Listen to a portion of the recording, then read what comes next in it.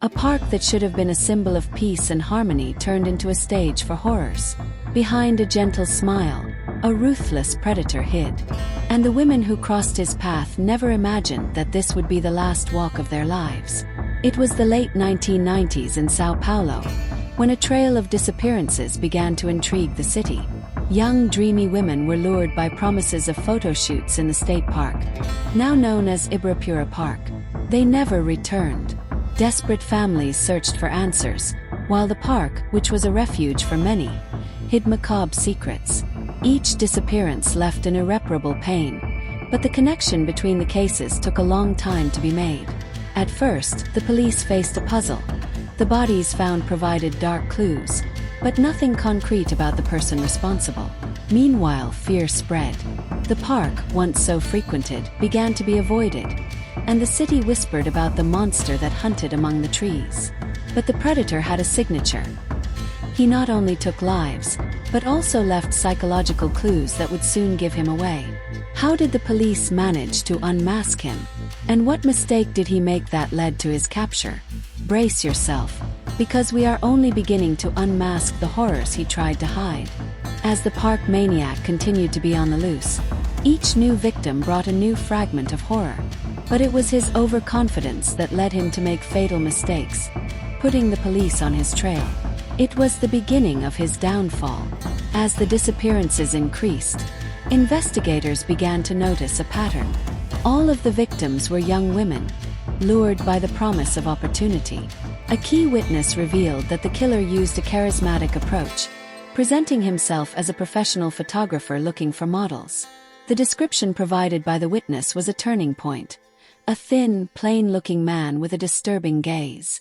The police increased surveillance in the park and began releasing sketches based on the statements. The entire city seemed to be on alert, and tension was rising. Who was this man who turned dreams into nightmares? Experts began to draw up a psychological profile of the killer. He was cunning, manipulative, and took pleasure in exerting power over his victims. More than taking lives, he enjoyed dominating, torturing, and creating a scenario of terror.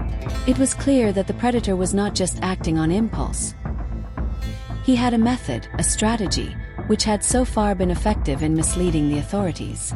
But like all criminals, he made a mistake. One of the victims managed to escape, and her account provided crucial details for the investigation. The identity of the maniac was about to be revealed. However, his capture would bring even more disturbing revelations. What did the police find when they finally got their hands on this man? You will find out below.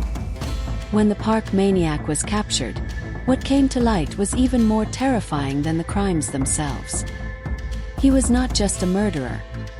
He was a man who lived for the pleasure of killing, and his details shocked even the most experienced investigators. The big turnaround happened on a seemingly ordinary afternoon. After the survivor's account, the police planned an ambush in the state park. The man who until then seemed invisible finally made a false move.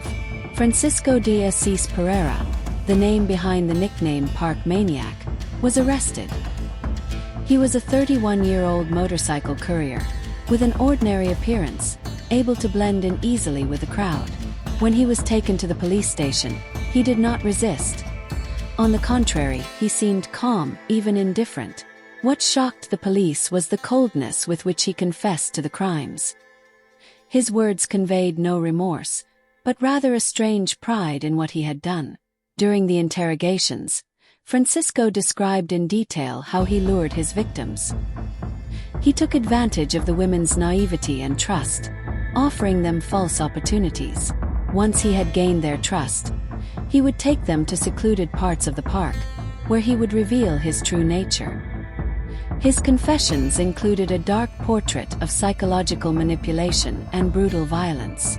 With each new detail, the horror grew. Francisco did not simply take the lives of his victims. He saw them as instruments to satisfy his sadistic impulses. He enjoyed prolonging their suffering, feeling absolute power over human lives. But there was more. During the investigation, the police found letters and diaries that revealed an even more disturbing side of his mind. He recorded his experiences, as if they were trophies of his cruelty. This evidence paved the way for a trial that promised to be as shocking as the crimes. What happened in court? And what did he reveal about himself during this process? The answer comes now. The courtroom was packed. The heavy silence was interrupted only by murmurs of horror as Francisco de Assis Pereira recounted, without hesitation, his atrocities. What he revealed at the trial was even more disturbing, making it clear that, for him, the pain of others was just a spectacle. Trial. During the trial, Francisco confessed to having murdered at least 11 women, but the real number of victims may be higher. He described his actions with a coldness that shocked even the prosecutors. Psychologists who evaluated the case diagnosed him as a psychopath with traits of extreme narcissism.